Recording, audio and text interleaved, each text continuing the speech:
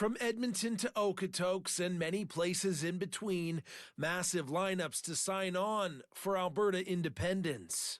You know what? It's worth it. I'd rather stand in line for 4 hours than live under Liberal government for 5 years, so.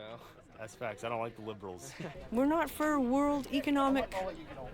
Oh my God. What is it called? World Economic Forum?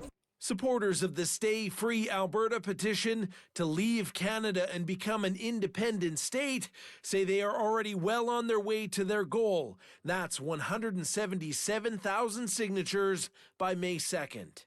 My understanding is that we had well over 10,000 people, go through the line in Edmonton this weekend. We had 5,000 people in Okotoks. I mean, those are just the two events I was focused on. There were events all over the province. Calgary boxes. On the other side of the argument, Thomas Lukaszik's Forever Canadian petition already has 400,000 verified signatures. He believes Donald Trump and his allies are among those cheering on the Alberta separation movement. Trump has said he wants Canada to be the 51st state. The U.S. president more recently setting his sights on controlling Venezuela and taking over Greenland. This is a very dangerous game that separatists are playing, and they're really causing a major national security crisis, not just for Alberta, but for all of Canada. And I hope that sanity prevails and that we put an end to it. Jeff Rath and others leading the independence petition say they met with U.S. government officials in Washington and they were supportive of Alberta separation.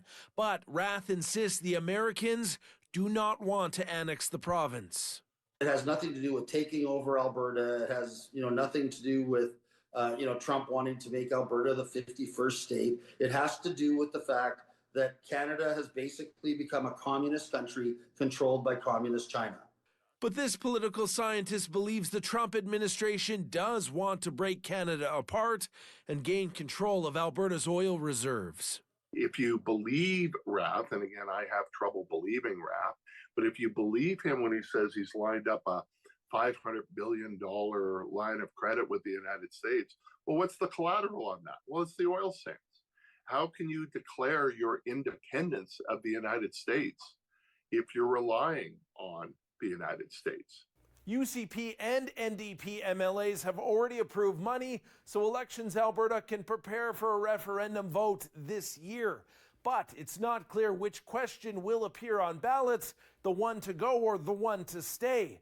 But Rath and Lukazik did actually agree that the Premier is likely to choose the question proposed by the separatists. From Edmonton, Sean Amato, City News.